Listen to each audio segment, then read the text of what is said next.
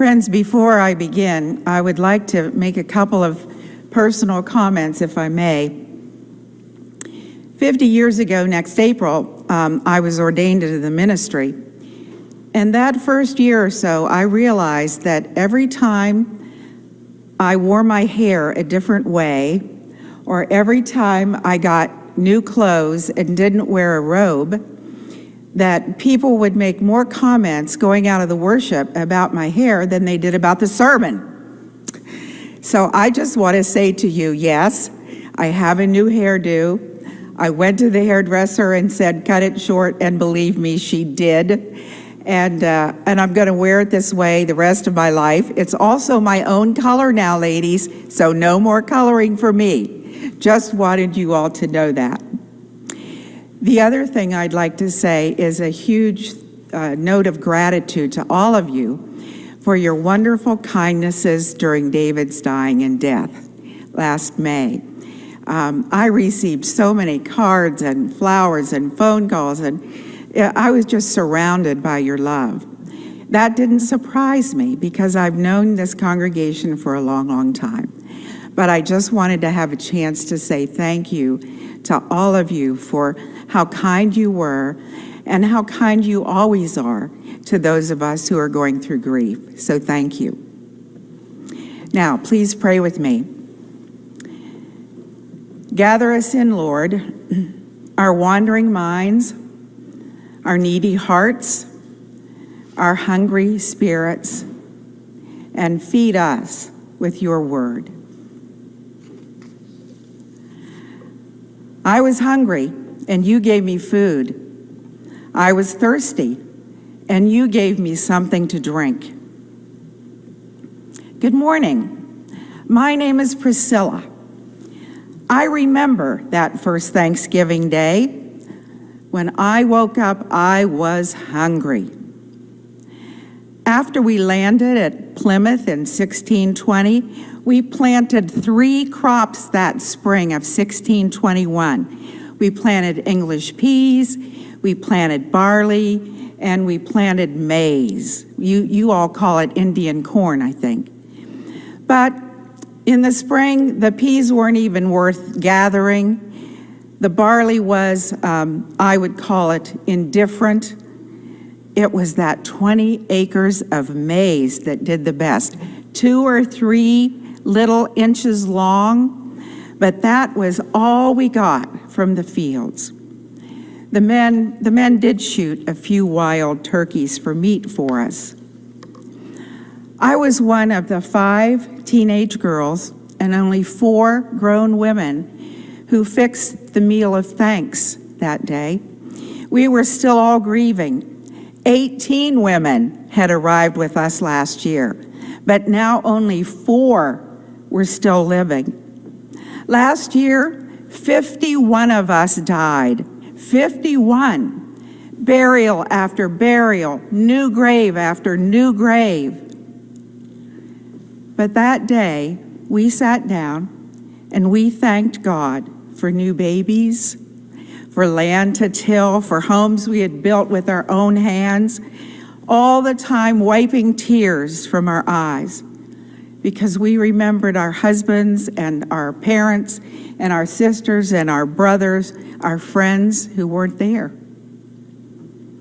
We gave God more thanks because we were hungry and God gave us food to eat. We were thirsty and God gave us something to drink.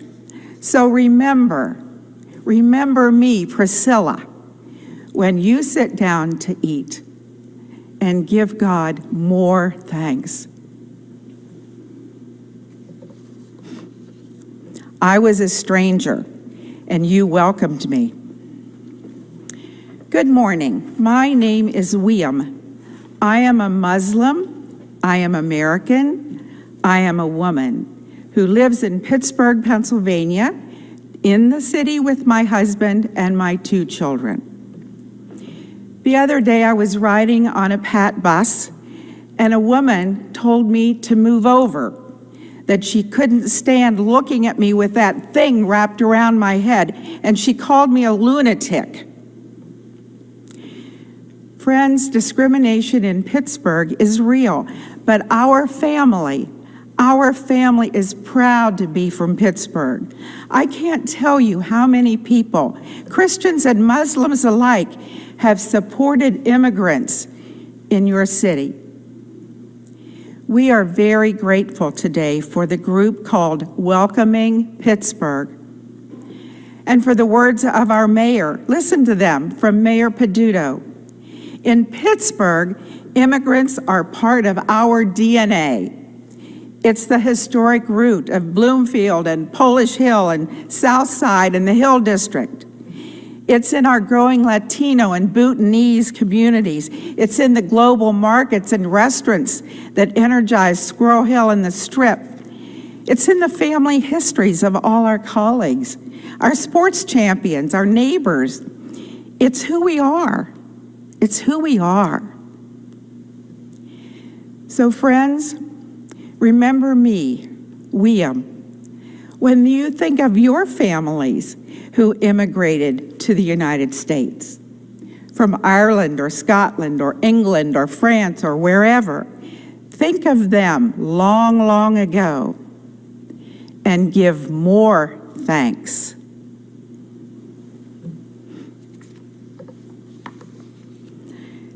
I was naked and you gave me clothing.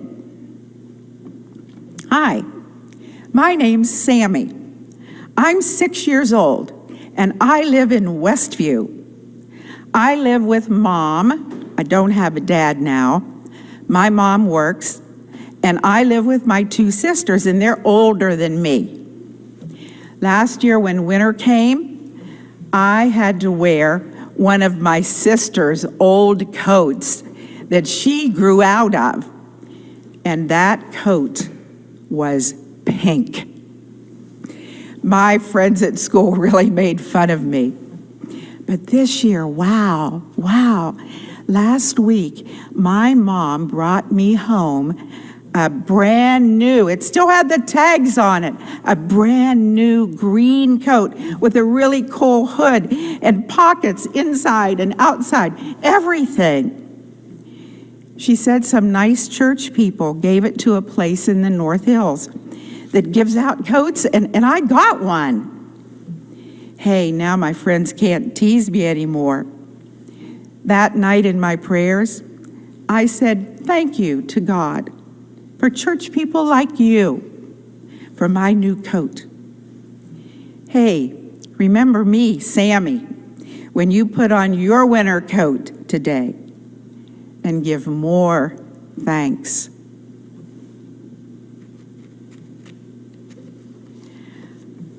I was sick and you took care of me.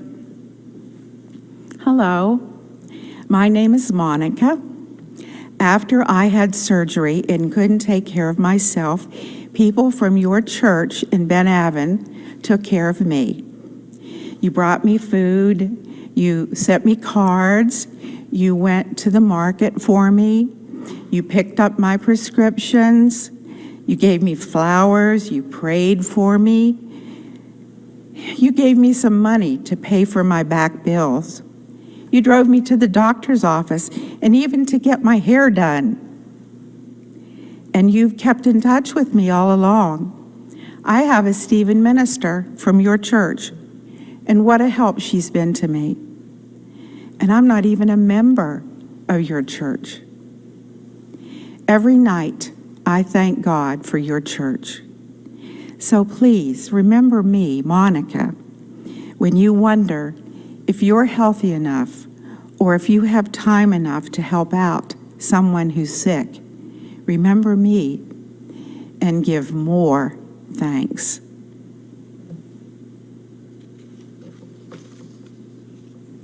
I was in prison and you visited me. Hi, my name's Jason. I've been in the Allegheny County Jail for several months. Will be for a while longer. You don't need to know why, just that I was into some bad stuff. But I want to tell you about the good stuff that's happened to me here. There's this program here called Foundation of Hope The chaplain's office runs it, and they get money from churches to pay for it. There's this guy, he's a volunteer with the program, and his name is Fred. And he comes to the jail, and we meet together, and we just talk. He's not like one of my lawyers or my friends on the outside or even on the inside, always telling me what I should be doing. Fred listens to me. When he does talk, he talks about the Bible, he talks about God, about making my life better in the future when I get out of here. He told me I should say thank you to people like you, church people, who give money to the program. So I'm saying it, thank you. I don't know if I'll be able to turn my life around, but I sure as hell am gonna try. So remember me, Jason, when you can come and go without hearing heavy doors locking behind you. Remember me and give more thanks.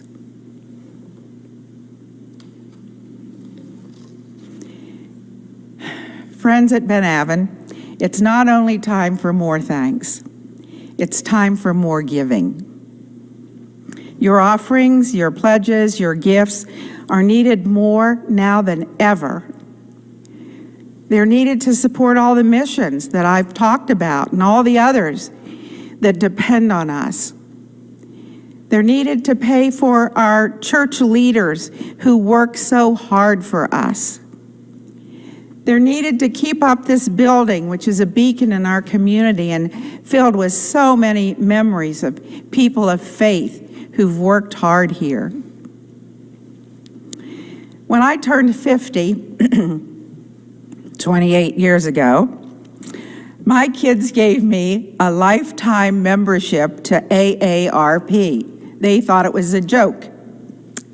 The American Association for Retired People. Well, I was only 50 and I wasn't going to retire right away. But let me tell you, it has been one of the best gifts I've ever received. In last month's magazine, I read of a woman named Myrna in California. She was celebrating her 75th birthday, and she decided to give $75 to 75 of her neighbors, her friends, her family. Now, before you miss the end of this sermon trying to figure out how much 75 times 75 is, I'm going to tell you, she gave away $5,625.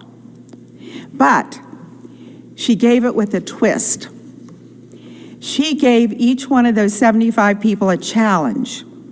Find a way to give that money to someone outside your family who needs a helping hand, who needs some encouragement or a token of appreciation. And then she said, after you do that, get back in touch with me. Well, 72 of the 75 people got back in touch with her. And she writes this: the generosity, creativity, and enthusiasm that resulted from my effort were uplifting. It was the best birthday I ever had. Our generosity team here at Ben Avon has offered you a challenge this year. Increase your pledge from last year, and we will match the increase dollar for dollar. I am proud to say that some of that matching money will come from my husband David's will, money that he left to this church, because this church fed him for decades, and he so appreciated that. The founder of AARP, her name was Ethel Percy Andrus. She lived by a special motto: it is only in the giving of oneself to others that we truly live. It is only in the giving of oneself to others that we truly live. Now, that sounds to me like she might have lifted that idea from a rabbi named Jesus who lived a long time ago. And he wants you to live now. He wants himself to live in you now. Friends, it's time. It's time for more thanks and more giving. Thanks be to God. Amen.